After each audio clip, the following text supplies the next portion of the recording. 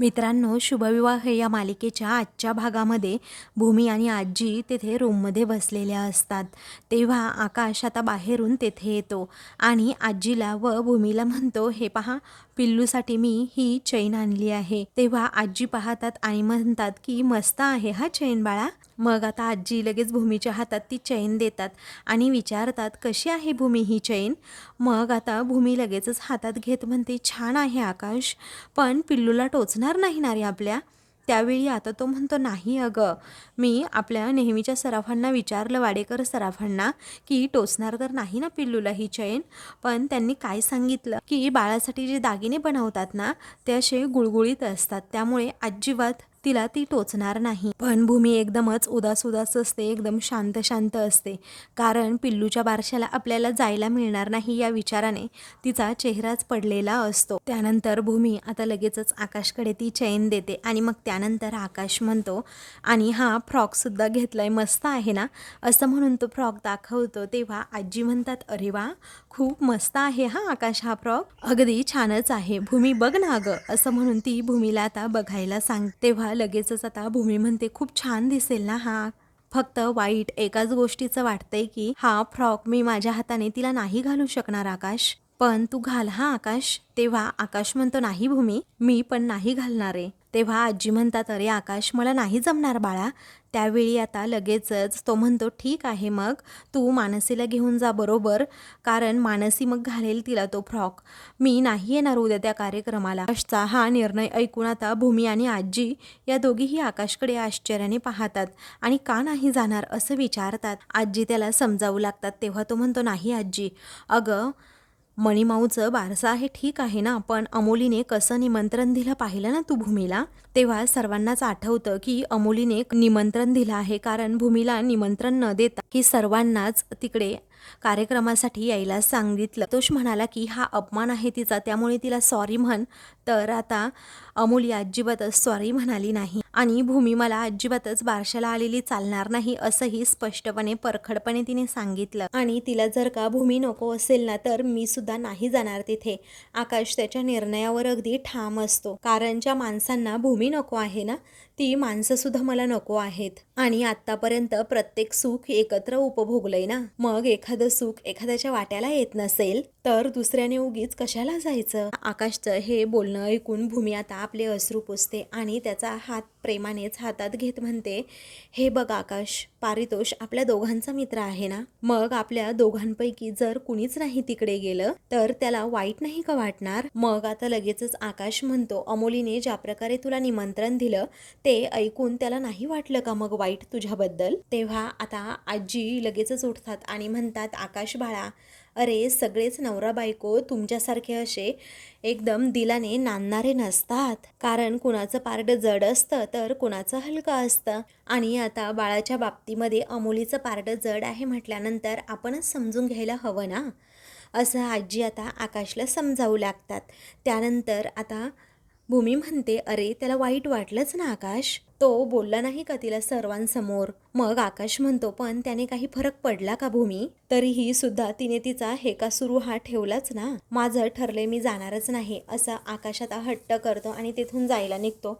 भूमी त्याचा हात पकडते आणि म्हणते, आकाश मला सांग, अरे समारंभ कुणाचा आहे, अरे पिल्लूचा आहे ना समारंभ, मग तिने काय वाईट केलंय आपलं. आकाश, आपल्यासाठी माझ्यासाठी प्लीज तू तिकडे बारशासाठी जायला हवं.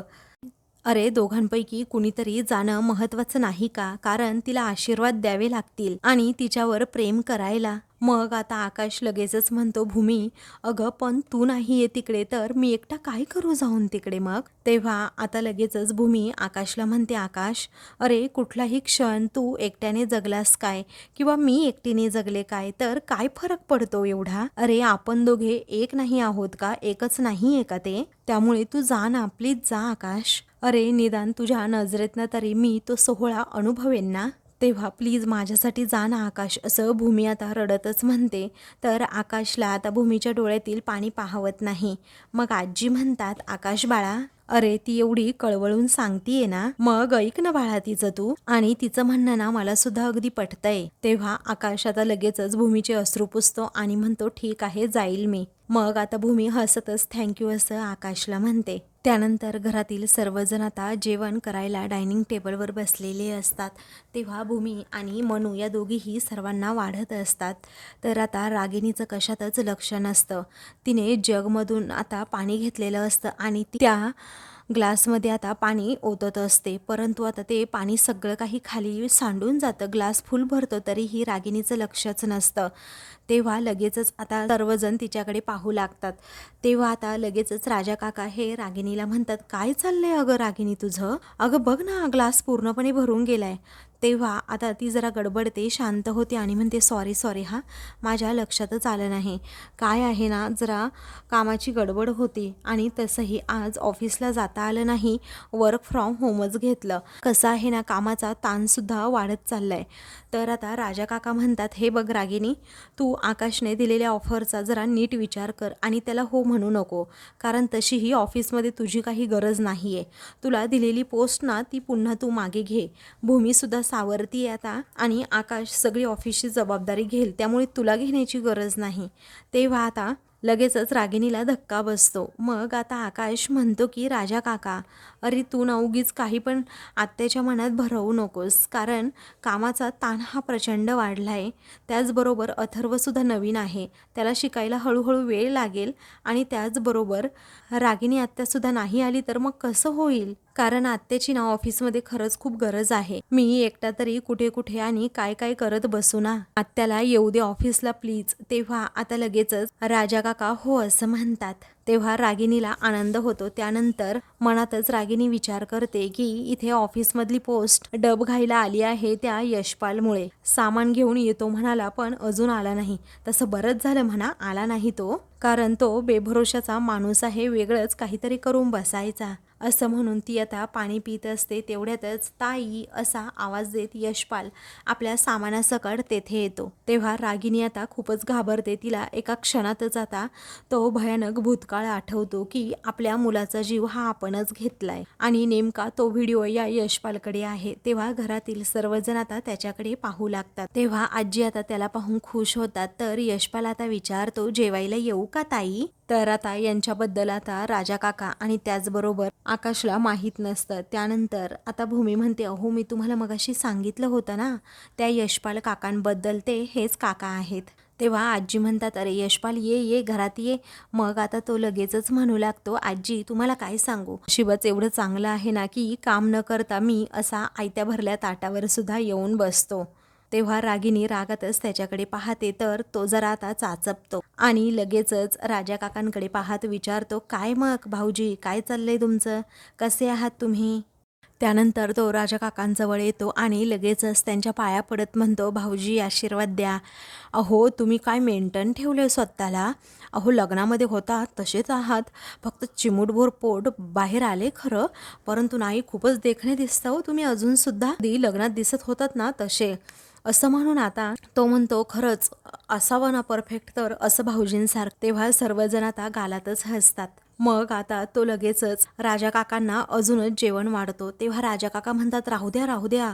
तेव्हा आकाश म्हणतो की काका तुम्ही पण जेवा की आमच्याबरोबर, आणि आत्याने सांगितलं तुमच्याबद्दल आम्हाला. तेव्हा ताईने सांगितलं ना, असं यशपाल विचारतो. तेव्हा आता आकाश म्हणतो हो. मग तो जरा वेगळ्या स्वरात म्हणतो की हो सांगणारच ना. सर्वजण पुन्हा एकदा त्याच्याकडे पाहू लागतात. आणि तुला सांगतो आकाश, तेव्हा सर्वजण आता आश्चर्यचकित होतात की यांना आकाशचं नाव कसं माहीत. मग आकाश आता न राहून विचारतोच, अहो काका तुम्हाला माझं नाव कसं माहीत? नंतर आता त्याला काय उत्तर द्यावं कळत नाही. मग आता तो म्हणतो की अहो रागिणी ताईंनी सांगितलं, कारण जेव्हा मी दुपारी घरात आलो ना, तेव्हा तुमचा अख्खा फॅमिली ट्री यांनी दाखवला मला. अरे या राज्याचा युवराज आहेस बाळा तू, आता या गरीब काकावर जरा लक्ष ठेव पोरा, चालेल ना? मग आता लगेचच आकाश म्हणतो, हो अहो काका असं का बोलताय? त्यानंतर आता लगेचच मी कुठे होतो असं यशपाल विचारतो आणि विचार करत म्हणतो, सॉरी रागिणी ताईंकडे होतो ना. अहो कसं आहे ना, तुम्ही सर्वांनी अजून हिला नीट ओळखलेलंच नाही. सर्वजण आता यशपालकडे पाहू लागतात की नक्की याला काय सांगायचंय. मग आता मी सांगतो ना कशा आहेत या रागिणी ताई, एका क्षणातच सांगतो असं पुन्हा एकदा तो म्हणतो. त्यावेळी आता रागिणी खूपच घाबरते आणि आपलं पितळ उघडं करेल की काय याची भीती आता तिला वाटू लागते. त्यानंतर यशपाल काका म्हणतात, सर्वांना एका क्षणातच असं आपलंसं करते आणि त्याचबरोबर गरजूंना सुद्धा खूप मदत करत असतात. ह्या माणुसकीचं म्हणाल तर अगदी ठासूनच भरली आहे हिच्या स्वभावामध्ये माणुसकी, कारण ती खूप नाती जपते आणि हे कुटुंब बांधून कोणी ठेवलंय ते फक्त माझ्या रागिनी ताईने, हो की नाही ताई, असं तो आता म्हणतो. तर सर्वजण एकमेकांकडे पाहतात. तर राजा काका आता संशयित नजरेने रागिनीकडे पाहत असतात. त्यानंतर आता आजी म्हणतात, पुरे पुरे झालं कौतुक, पुरे झालं. मानसी जेवायला वाढ ग बाळा याला. मग आता मानसी लगेचच त्याला जेवायला वाढते. तेव्हा लगेचच रागिनी म्हणते, आई अगं तो काय फक्त इथे जेवायला नाही आला हा आई, अगं काही दिवस ना तो इथे राहायला आलाय. आता हे ऐकल्यानंतर भूमीलाच मोठा धक्का बसतो आणि भूमी आता रागिनी यशपालकडे पाहू लागते. त्यानंतर भूमी मनातच विचार करू लागते की हे काय चाललंय आत्यांचं, जास्त वेगाने घडतायत गोष्टी असं नाही वाटत का मला. त्यानंतर आता लगेचच रागिनी म्हणते, हो अगाई इथे राहणार आहे तो काही दिवस, तो हॉटेलमध्ये राहत होता. मग म्हटलं आपलं घर असताना कशाला उगीच दुसरीकडे राहायला जायचं. मग मी त्याला म्हटलं की ये इथेच राहायला काही दिवस, त्यामुळे पारोळी खुर्दच्या आठवणी सुद्धा अगदी ताज्या होतील, म्हणून म्हटलं की ये, चालेल ना आई. अरे आकाश चालेल ना, असं आता ती आकाशला सुद्धा विचारते. तेव्हा आजी हो म्हणतात. तर आकाश विचार करतो आणि मग नंतर म्हणतो, बरं ठीक आहे, अगं आत्या तुझा पाहुणा आहे ना तो. तेव्हा आता यशपाल म्हणतो, अरे बाबा आकाश मी पाहुणा नाही आहे, मी ना तुमच्या आजोळचा आहे, आजोळचा. मी पारोळी खुर्दचा आहे आणि आजोळ म्हणजे कसं मायेची सावली, आणि ही पारोळी खुर्दची आमची माऊली, असं म्हणून तो आजीला पुन्हा एकदा नमस्कार करतो. तर तो आता रडण्याचं नाटक करतो आणि आकाशला म्हणतो, अरे तू तर नशीब काढलंस पोरा, कारण तुला ही अशी आजी मिळाली. आता असं म्हटल्याबरोबरच सर्वांना त्याच्याबद्दल वाईट वाटतं. मग भूमी मात्र गालातच हसते. तेव्हा आकाश आता म्हणतो, काका तुम्ही राहा काही दिवस आमच्याबरोबर, आम्हाला चालेल, आवडेल पण. मग आता आकाशनेच परमिशन दिली म्हणून यशपालला खूपच आनंद होतो. तर आता तो लगेचच जेवण करू लागतो. भूमी त्याच्याकडे संशयित नजरेने पाहत असते आणि आत्यावर सुद्धा तिची चांगलीच कडी नजर असते. मग त्यानंतर रागिनी आता मनातच विचार करते की ही भूमी तर अगोदरच माझ्या हात धुवून पाठीमागे लागली आहे. त्याचबरोबर त्या बाळाच्या प्रकरणाचा सुद्धा थांगपत्ता मला आहे, परंतु तिला नाही. हे सगळं ना ती भूमी खोदू पाहतीये. त्यात हा आलाय टेन्शन वाढवायला माझं. तरीही बरं ती पौर्णिमा आज गेली आईकडे, नाहीतर तिच्याही प्रश्नांना उत्तर देता देता माझ्या नाकी नऊ आलंच असतं, असं म्हणून ती आता घटाघट पाणी पिऊ लागते आणि जरा घाबरलेलीच असते. तेव्हा भूमीची बारीक नजर आता रागिनीवर असते. त्यानंतर भूमी आता लगेचच किचनमध्ये जाते. तेव्हा आता राजा काका लगेचच तेथे जातात आणि विचारतात, काय ग भूमी, तू मला इकडे इशारा करून का बोलवलंस बरं. त्यानंतर आता तू मेसेज सुद्धा केला होता ना मला, असं काका विचारतात. भूमी म्हणते, मला सांगा काका, तुम्हाला तो यशपाल जरा विचित्र आणि विक्षिप्त नाही वाटला का. तेव्हा काका म्हणतात, हो वाटला ना मला, कारण तो आत्यांच्या गावावरून आलाय असं म्हणतोय हा, पण तो आलाय याचा आनंद काही वाटत नाही आत्यांना, उलट त्यांना जरा टेन्शनमध्येच वाटल्या मला. राजा काका म्हणतात, हो मलाही तसंच वाटलं ग. लगेचच भूमी सांगू लागते, तुम्हाला माहिती का काका, आज सकाळी जेव्हा आम्ही देवळात जात होतो ना, आपल्या बंगल्याच्या गेटवर मला एक माणूस दिसला, जो आपल्या बंगल्यावर नजर ठेवून आहे की काय असंच वाटलं मला. म्हणजे मी त्याच्या मागे गेले धावत, पण तो ना पळतच निघून गेला. मला ना राहून राहून असं वाटतंय की तो यशपाल आणि तो माणूस हा एकच असेल का. मला ना नक्कीच काहीतरी अशी गडबड वाटतेय काका. तेव्हा राजा काका म्हणतात की हा यशपाल जर रागिनीच्या गावचा असेल, त्याची भाषा, त्याचा लय रागिनीच्या गावचा तर वाटत नाही तो मला. त्यानंतर भूमी म्हणते, ते खुर्द आणि बुद्रुक म्हणजे काय हो. मग आता राजा काका हसतात आणि काग असं विचारतात. त्यावेळी आता ती म्हणते, अहो तो म्हणत होता की मी पारोळी खुर्दचा आहे, पारोळी बुद्रुकचा, असं काहीतरी सांगत होता तो, पण आजींच्या लक्षातच येत नव्हतं की तो नक्की कुठला आहे ते. तेव्हा लगेचच आता राजा काका म्हणतात, अगं एकाच नावाची दोन गावं असतात ना, तर त्यातलं जे मोठं गाव असतं ना त्याला बुद्रुक असं म्हणतात आणि जे छोटं गाव असतं ना त्याला खुर्द असं म्हणतात, कारण रागिनी आहे कुठली तर पारोळी खुर्दची. तेव्हा आता भूमी म्हणते की एक काम करा ना प्लीज, उद्या त्या गावी फोन करा आणि विचारा ना हा यशपाल खरा आहे की खोटा आहे. तेव्हा राजा काका म्हणतात, ठीक आहे करतो बाळा मी. मग आता भूमी थँक्यू असं म्हणते. तर त्यानंतर ती आता विचारते, उद्या बरंच सगळी गोष्ट तुम्ही सांभाळणार का, कारण मला नाही वाटत की माझी मनस्थिती उद्या जरा बरी असेल. तेव्हा का बरं असं राजा काका विचारतात. तेव्हा भूमी म्हणते उद्या बाळाचं बारसं आहे आणि मी काही जाणार नाही. तेव्हा राजा काका विचारतात का रे बाळा. मग आता भूमी अगदी नाराज होऊन सांगते की मला बोलवलंच नाही त्यांनी. तर ते दोघेही त्याबद्दलच आता बोलू लागतात. तर दुसऱ्या दिवशी पारितोषच्या घरी मणिमाऊचा बारशाचा कार्यक्रम असतो. तेव्हा आता सर्वजण पाहुणे मंडळी मित्रमंडळी तेथे येत असतात. लगेचच पारितोष हा नोकरांना सांगतो की पटकन इकडे ज्यूस घेऊन जा बरं. ते पहा तिथे माझे फ्रेंड्स आले आहेत. मग आता लगेचच तो तिकडे जातो. काही वेळानंतर आता पूर्ण महाजन कुटुंब तेथे आलेलं असतं. म्हणजे रागिनी त्याचबरोबर आकाश आणि पौर्णिमा हे सर्वजण तेथे आलेले असतात. तेव्हा आता पारितोष आता रागिनीचं यांचं स्वागत करतो आणि मग त्यानंतर आकाश सुद्धा घरात येतो आणि म्हणतो अगदी छान तयारी झाली हा पारितोष. तेव्हा पारितोष म्हणतो थँक्यू, पण इकडे येणारे आकाश असं म्हणून तो आता लगेचच बाजूला घेऊन जातो आणि म्हणतो आकाश सॉरी हा या अमोलीमुळे भूमीला येता नाही आलं या कार्यक्रमासाठी. मग आता आकाश म्हणतो इट्स ओके, काही गोष्टी या बोलायच्या नसतात, आपणच समजून घ्यायच्या असतात. तेव्हा पारितोष म्हणतो माझं एक तत्व आहे आकाश, अरे उगा शब्दाला शब्द वाढवून आपल्या माणसांबरोबर वाद घालण्यापेक्षा ना आपलं गप्प बसलेलं नेहमीच बरं.